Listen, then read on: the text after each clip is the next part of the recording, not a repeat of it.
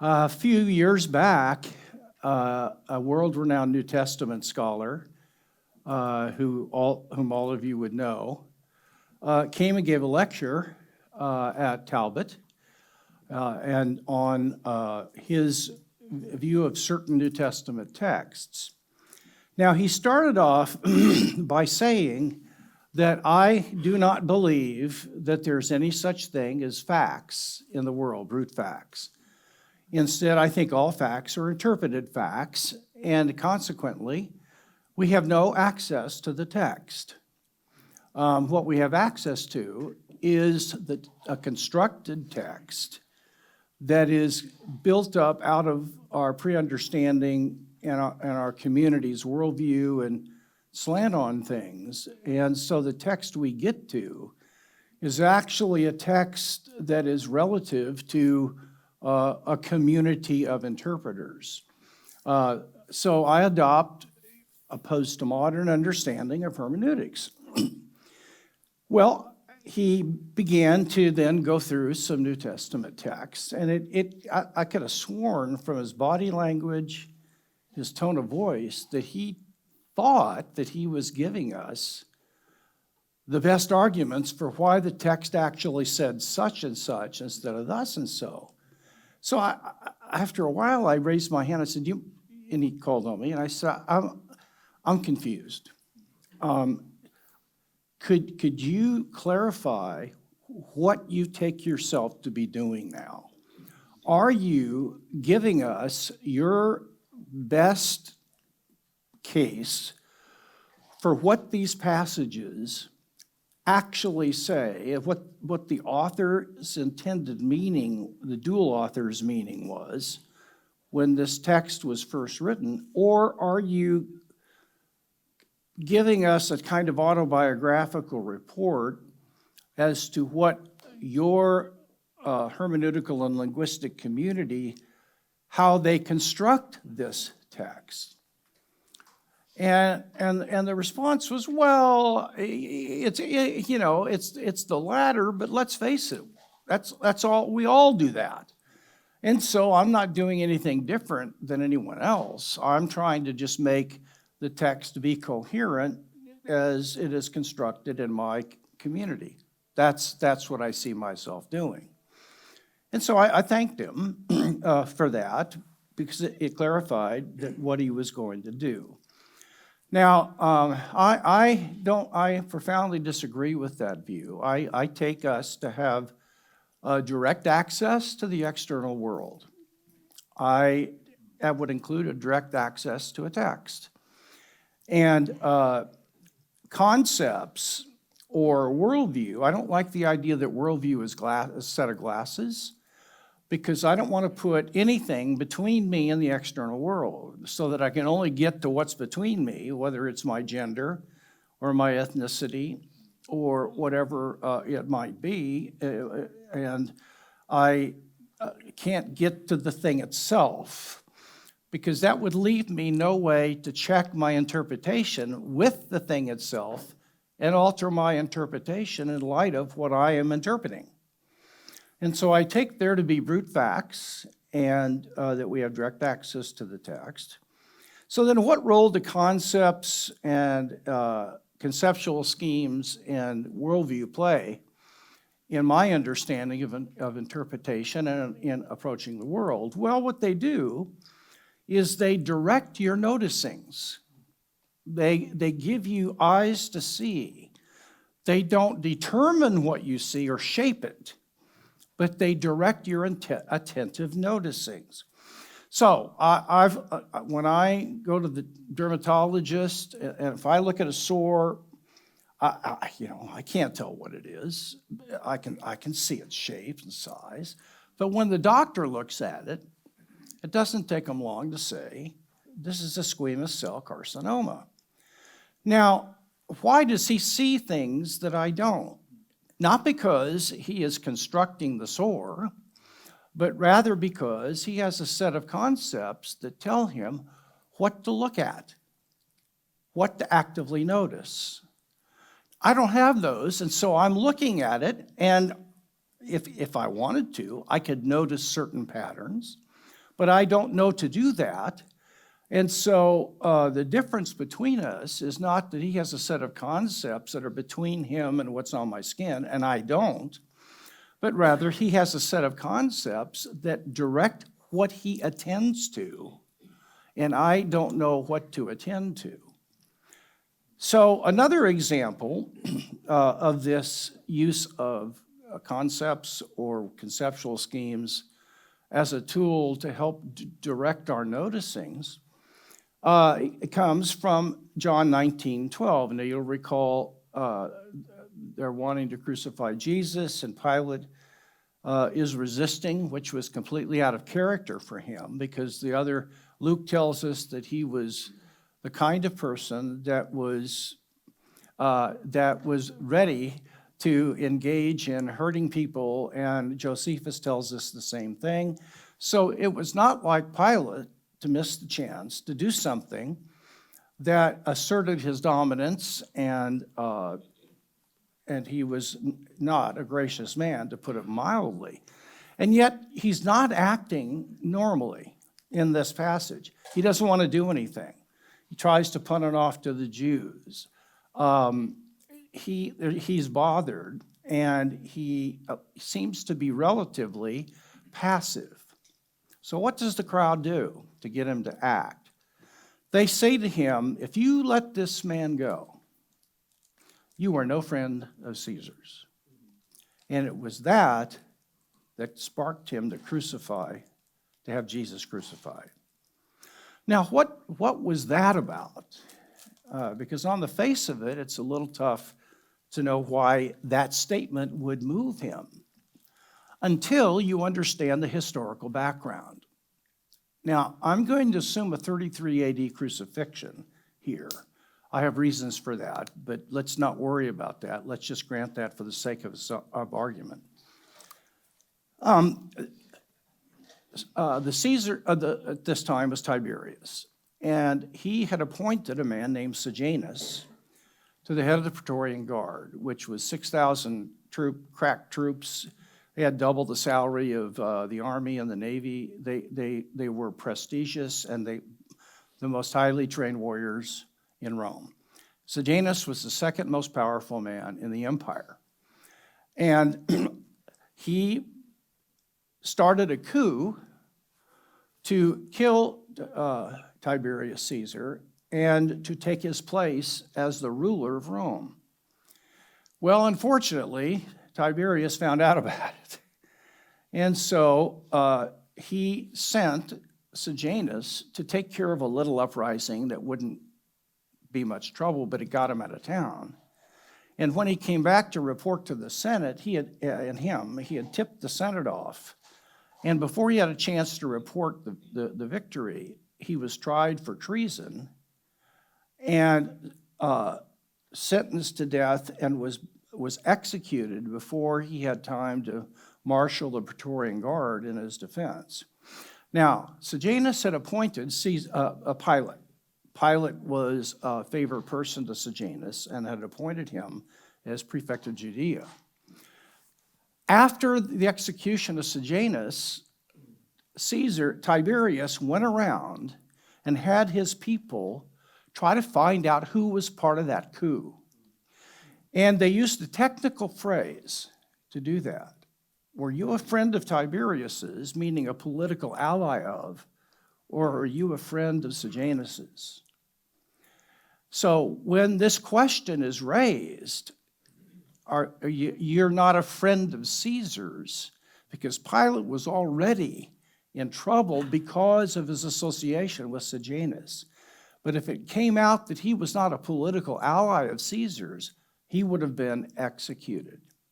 Now, in light of that, we have eyes to see what was really going on in that text, even though it was already going on, but we couldn't see it because we did not have the relevant concepts. And so I think that it is important for us to approach the text as though we have direct access to it. We may have preconditions that we bring to it, but those shape what we notice. They may be so firmly entrenched that we can't see things any other way. Fair enough. But in principle, we could. That's all I'm suggesting here. So now, with that set in mind, the question is, do philosophy and neuroscience help us shape our understanding of the text? Or can you do exegesis without learning philosophy or without learning any neuroscience?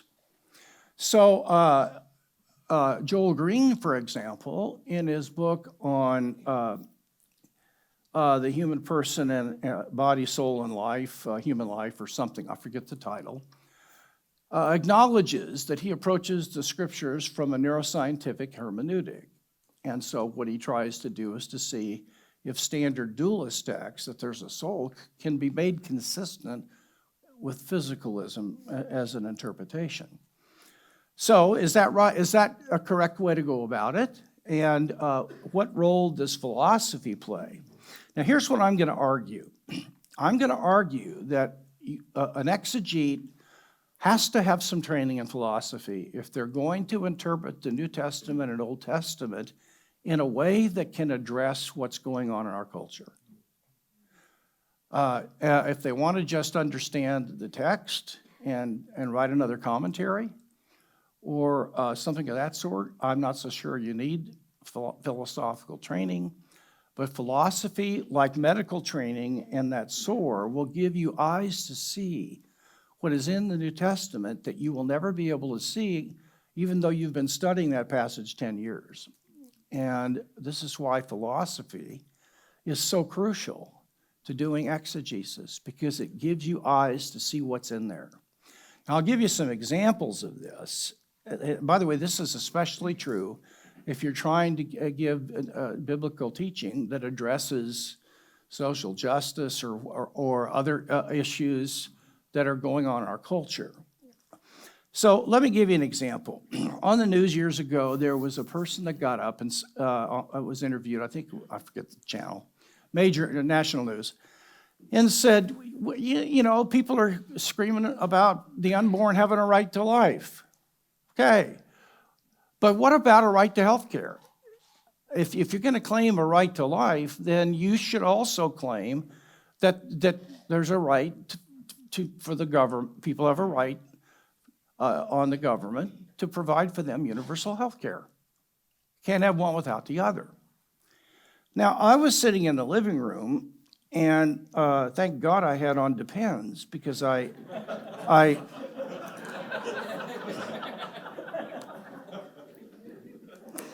and yes, I have them on now. But what the problem was that this person did not understand rights theory. And in my doctoral work, I had a whole course on this. And so what she and New Testament and Old Testament scholars sometimes omit is the difference between negative rights and positive rights. A negative right is the right to be protected from interference or harm as I try to get something for myself. So anti-discrimination laws protect negative rights. They keep people from interfering with me in a morally irrelevant way as I seek to get health care for myself. A positive right is a right for the government to provide something for you. In this case, if health care is a positive right, the government has a duty to provide it for me. So the negative right, the government doesn't have a duty to provide it, but it does have a duty to protect me from discrimination and for me getting it on my own.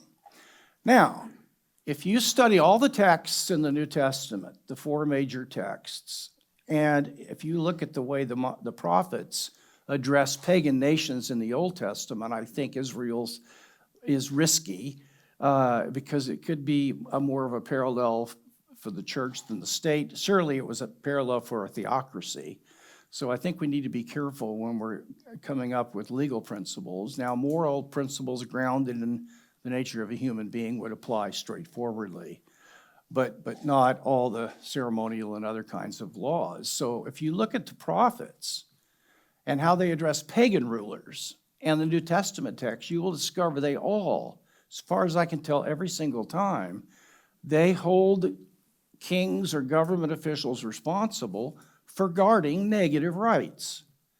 Now, we need more of you that are in theology and exegesis to develop a theological, biblically based theory of the state. How do Christians view the state? What is the state's responsibility and what are mine? And I'm suggesting that if you do that, knowing the difference between a negative right and a positive right will give you eyes to see things that you might not see if you didn't know that distinction. And that's a way that philosophy can give you eyes to see. And I'll give you another example. New Testament and Old Testament interpreters, translators, have, for the last 20 to 25 years, been increasingly lessening how many times the word soul or spirit is used in their translations. Instead, they put in their living being or whole person or life, that kind of thing. And this has been used by Nancy Murphy as an argument that New Testament scholars and Old Testament scholars are coming to realize that belief in the soul, or what I'm going to call substance dualism, is not a biblical teaching. And so they're coming up to speed by getting rid of that term so that they don't identify with substance dualism. A clear example of this was a talk that was given at Fordham University in March of 2011 at a Society of Christian Philosophers meeting by N.T. Wright. Now, Wright had written a number of books addressing what he called life after death. This is all over his hernia-inducing The Resurrection of the Son of God. And there he claims that the Pharisees' view was that you die and there's life after death. It's disembodied in an intermediate state. So you leave the body and you exist as a disembodied person, and then you await life after death when you get a resurrected body and there's a new heaven and new earth. Now, this has been his view in a number of his books, but in this paper, he starts off by saying, the scriptures know absolutely nothing about substance dualism. Substance dualism is completely foreign to the teaching of Scripture, and it is a Greek imposition on the Bible. Now, you read this and you're scratching your head. Is he trashing everything he's already said? And in fact, later on, he says, now, it's still true that when Paul in 2 Corinthians 12 had an experience, he may very well have left his body. We don't know, but it certainly was possible because he said, I'm not sure if I was in my body or not. And 2 Corinthians 5 talks about being naked and entering in a disembodied state. And there are other texts that clearly say that when we die, there's life after, and then there's life after death. So I'm sitting there thinking, what in the world is going on, until I read a little more carefully. Wright, unfortunately, identified substance dualism, which is commitment to a substantial soul that's not physical and is different from the body. He identified that with Platonic substance dualism. Because his arguments against substance dualism was, one, the ideal state, according to substance dualists, is disembodiment forever, not a resurrected body.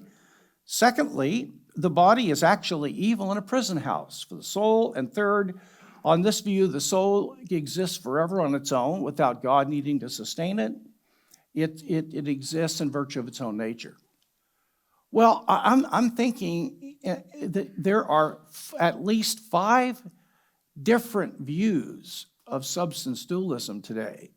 And I've written about these, and within some of these views, there are, within one particular view, there are at least 10 variations of it that aren't the same. And I've added an 11th one. So, I mean, I made things even worse. So, so what Wright should have done before he published this thing, would have just run it by a philosopher of mind.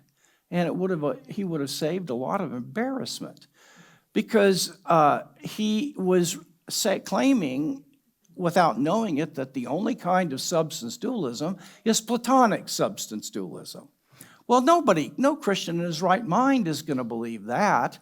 Plato did get some things right in my view, but his whole view is not true. But it doesn't follow that substance dualism is false. Now, do you understand what I'm saying about that? Now, one other thing very, very quickly. Don't raise your hand, but do you think it's possible to directly experience something? Can I be aware of a lamp?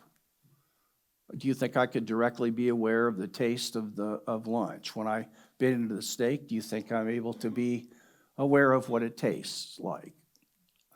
I think so. And if you hold that, then you are probably a foundationalist in your epistemology without knowing it. But it is all the rage in theology today to reject foundationalism. I mean, the late Stanley Grentz asserted this all over the place, and a number of other theologians are affirming a postmodern view of knowledge.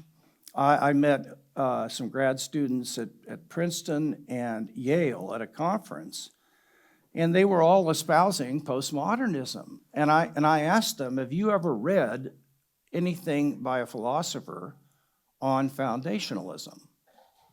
No. So you've gotten your view of what foundationalism is from reading theologians, is that right? Well, yeah. Well, if you're going to reject foundationalism, you should probably read a foundationalist, because the vast majority of contemporary epistemologists today are foundationalists. They haven't given up the ship on that. And foundationalism allows for a role of experiencing something to count as an important component of knowledge. But in postmodernism, you can't experience anything. You can only experience constructed things. So the point is that they rejected foundationalism because they thought if you were committed to it, it meant that the foundations had to be known indubitably. They could not possibly be mistaken.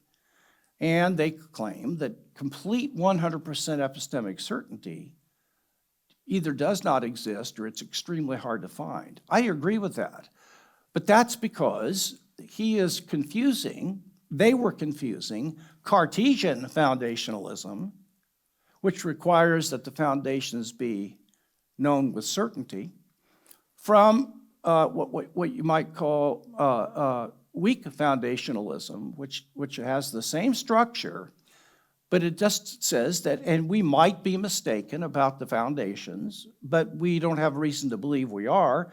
So if you think we are, please tell us why, okay? And we're open to changing them.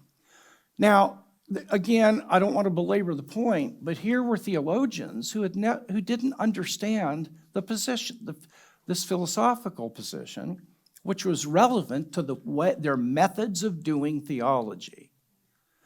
And as a result, they were throwing the baby out, the foundationalist baby out with the Cartesian bathwater.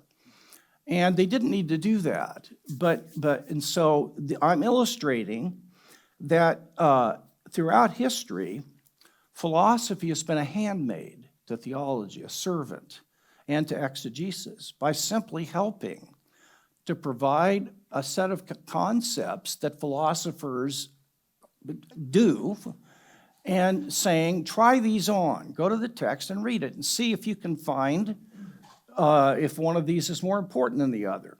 Now, this isn't eisegesis. You're still looking at the text, but like the doctor with the sore, you're bringing to it a certain set of things that you're now going to notice to see if it's in there.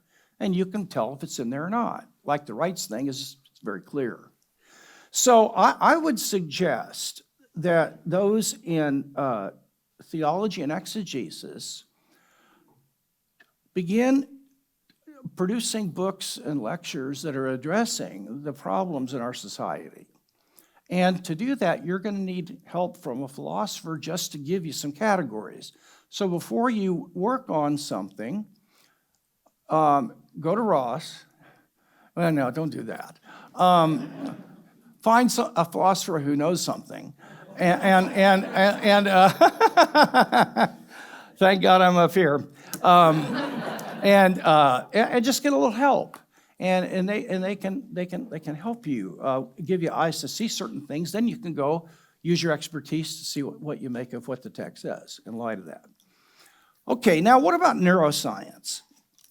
Do we need to take into account the findings of neuroscience when we're doing, let's just say, theological anthropology or biblical anthropology? My answer to that is no. I think neuroscience is entirely irrelevant, completely irrelevant. Now let me explain.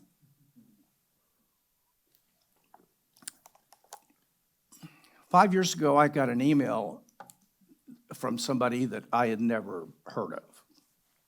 I opened it, and it turned out that he was a research biologist at the National Institute of Health in Bethesda, Maryland.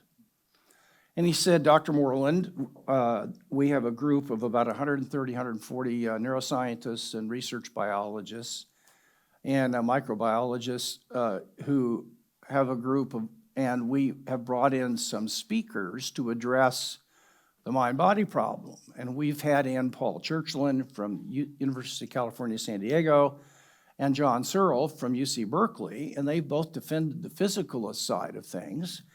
And we would like to invite you to come and defend a dualist perspective, if you would. Well, I jumped at the chance, and so I did go, and I got a nice sweatshirt for it. You know, never get to wear them in Southern California, but oh well.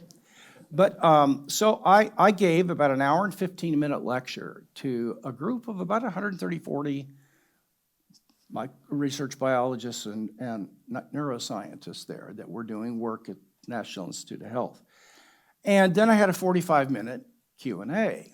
And in the talk, I defended two theses.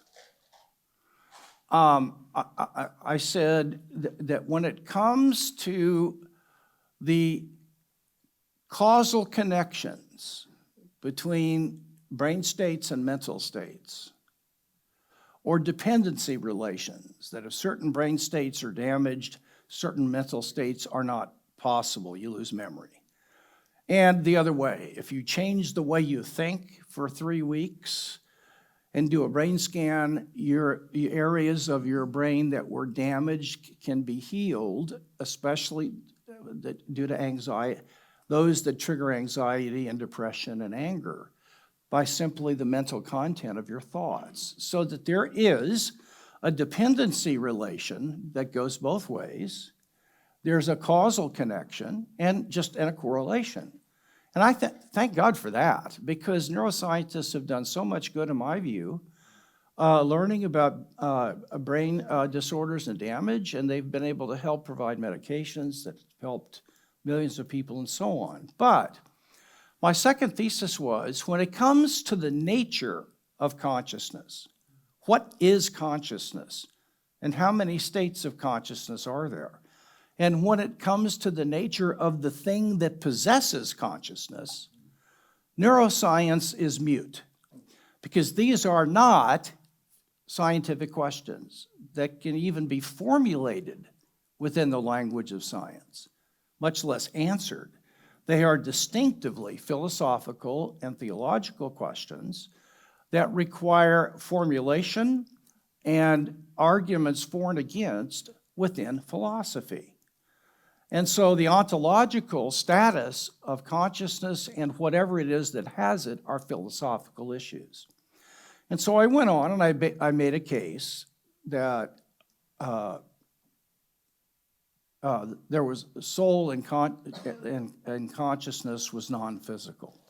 In the 45 minutes of Q&A, I got no pushback on those claims, no pushback. And the reason, and this has been my experience over the years talking about this, is that those trained in the hard sciences are not given the right categories to understand what the issues are. And I've written on this, and I'm going to do some more on it, where if you list the fundamental questions that involve the central issues and deciding what consciousness is and what has it, and there are like 20 questions. None of them are scientific. They're all philosophical questions. So I think that when it comes to what am I, and when it comes to what is my mental life, those are philosophical and theological questions, and the findings of neuroscience, I think, have virtually nothing to do with that. Maybe something, but the vast majority of it is more focused on causal relations. Now let me give you just a quick example. This is a little controversial because there are these things that are supposed to be called mirror neurons that play a certain function. This is debated. And some people believe in mirror neurons in humans, others don't, and there's a debate about their function. But let's grant, for the sake of argument, what a lot of neuroscientists believe, and that is that there's a certain group of mirror neurons which, when they fire, they produce a conscious sensation of empathy for someone else. And if you have your mirror neurons damaged, you aren't able to feel empathy for another person. Now, how should we understand that? Well, we can understand it. There are three empirically equivalent explanations. And by empirically equivalent, I mean that they're consistent with exactly the same set of observations.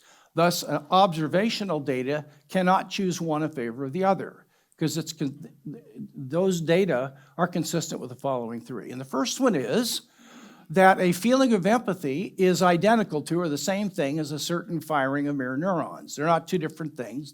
You reduce the mental feeling of empathy to the firing of the neurons.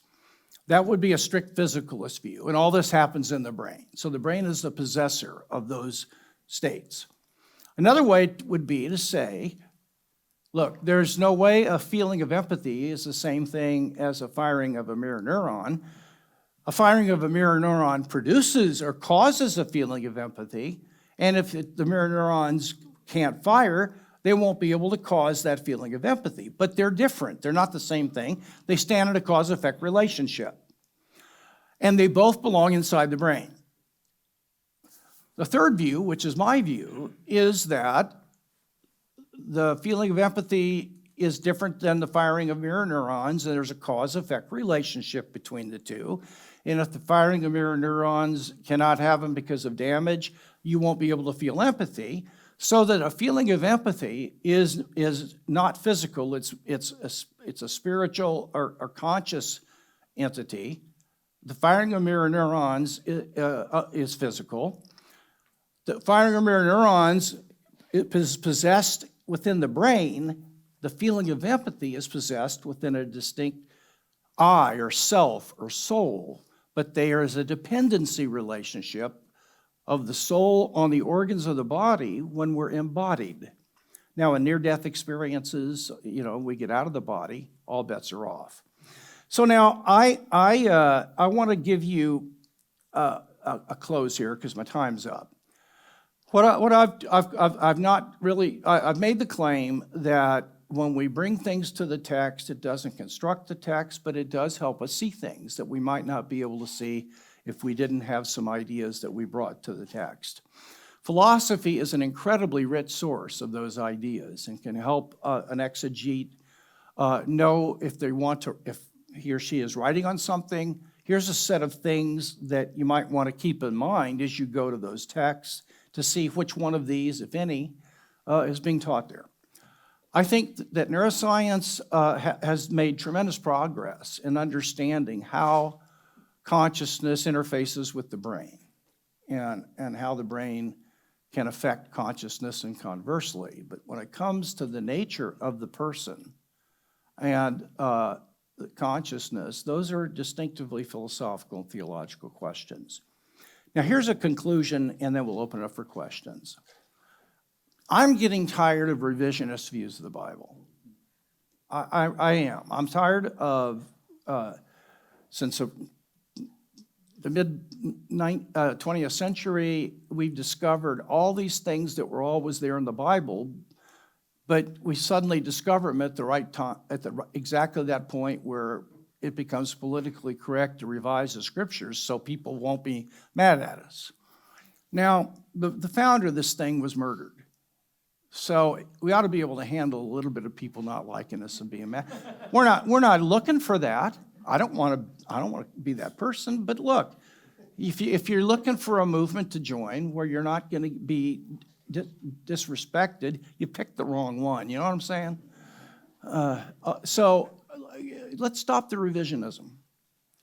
So let's stick with the text. But you might need some philosophical help to know how to address what we're facing. Thank you.